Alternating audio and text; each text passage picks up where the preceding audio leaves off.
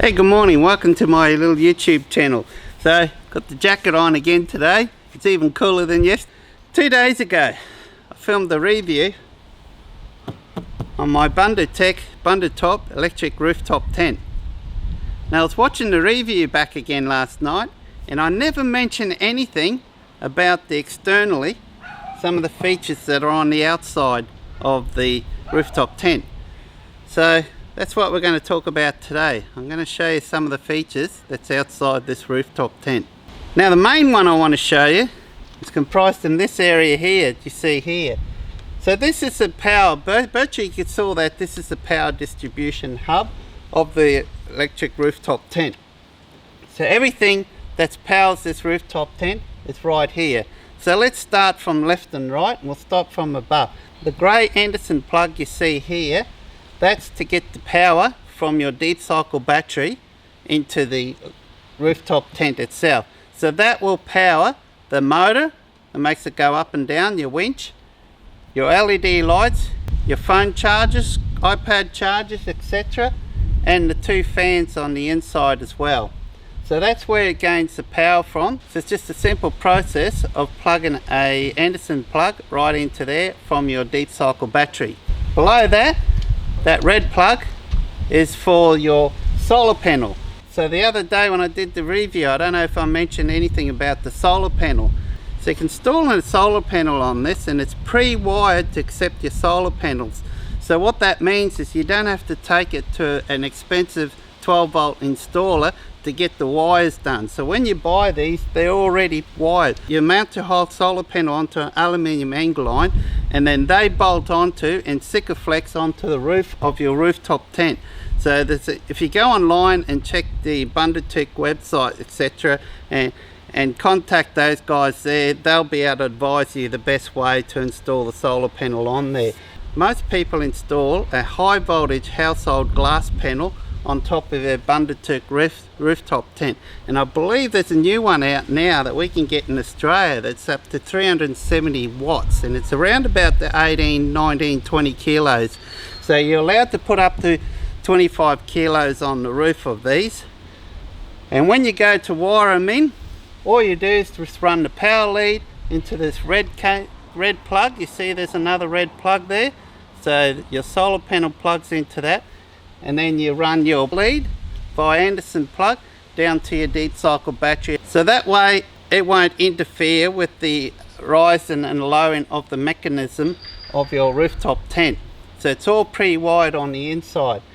The next we go to the right there, they're your up and down buttons. Okay, so you press it up, the top button makes it go up, the bottom button makes it goes down.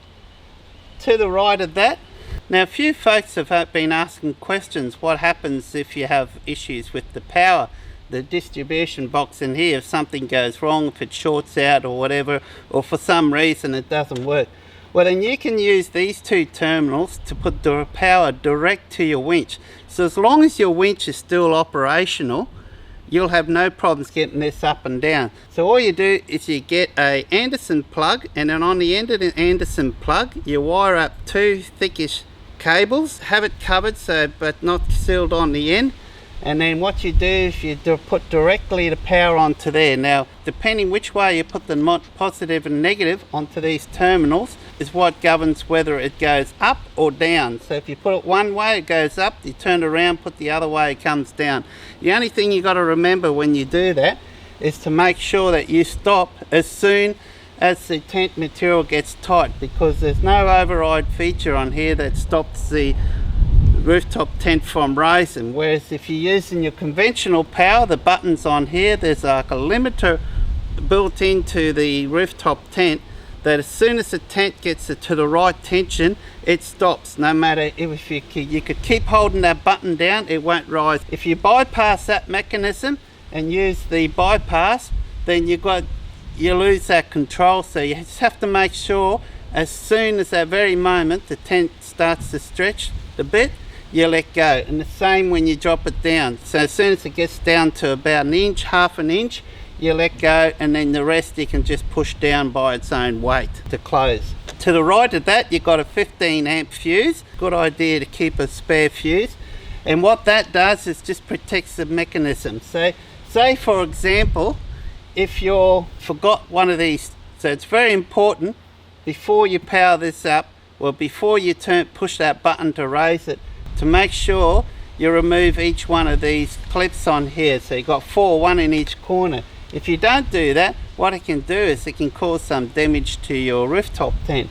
So to help to override that, what they do is they use a 15 amp fuse in here. So what happens if you still got one of these on here and you press that motor button, well then the motor's going to draw more amps because it's more under load, and then what happens as a safety feature, it'll blow that fuse, saving you from damaging your rooftop tent. Now if by any reason, if that's happened, these are very easy to repair, and Ian down in Bundutop near Gold Coast there, he carries lots of spares for these, so if anything does happen, they're quick, easy repair. It's just a short video today. I just wanted to cover over a couple of features that I missed out on that review video that I filmed 2 days ago, because when I watched it back as I was editing, I totally forgot about mentioning anything about this aspect of the rooftop tent.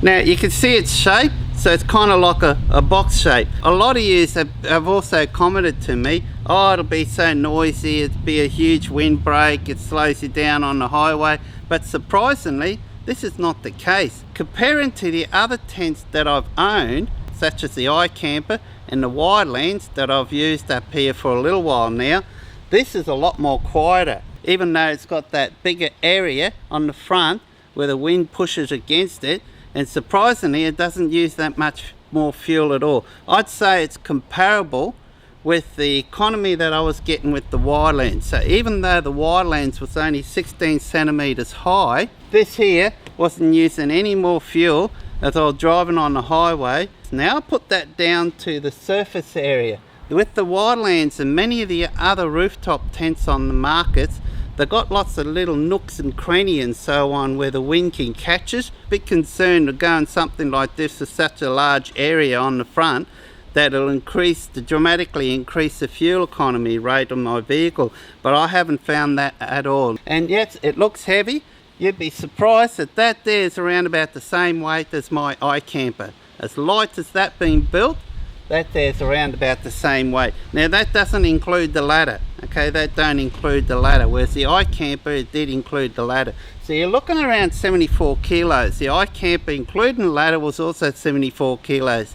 Now in saying that, the ladder, remember I showed you the ladder 2 days ago, that's a very lightweight ladder. I haven't weighed it, but I can tell you what, I can just pick it up with one hand, no problems at all. And the other quick feature I like to show you is, I did mention the other day, but seeing we're doing a video on the outside showing some of the features on the outside, there's your ladder brackets that come with it. Now these ladder brackets, these are the new ones, so this is what you get with the latest Bundutop. So they're very secure.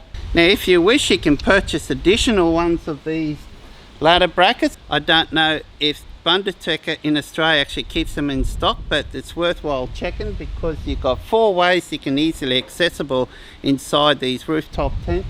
So if you're not using an awning on the other side, you could have another set of these brackets and gain access on the other side as well. Another feature I'll quickly talk about is these clamps. So you get these quality stainless steel clamps, and as you can see they come with these carabiners. So what these carabiners do, it's just to make sure as you're driving on the highway that they don't flick up and open up on you. They're adjustable, so they're screw-in, so you can adjust the height of these to suit. And as I mentioned, there's 4 on here, 1 near each corner. Now it's all aluminium construction, so this is going to last you a long time. The roof is also aluminium construction. It's got really thick insulation in there as well, so you're not going to feel the heat of the sun on the roof, which is a huge benefit up here in Queensland because our summers gets very hot. So you're not going to have that issue. And the canvas as well, I mentioned briefly the canvas the other day. The canvas is a very heavy duty canvas. It's so heavy duty that during the day, if you close all this up, you need to put your LED light on. So I think I'm pretty well covered everything now. I don't think I've left anything out. If there is, just put a comment down below. If there's any questions you want to know, just put a comment down below and I'll do my best to answer it. So in the meantime guys, look after yourself and take care, eh? Cheers.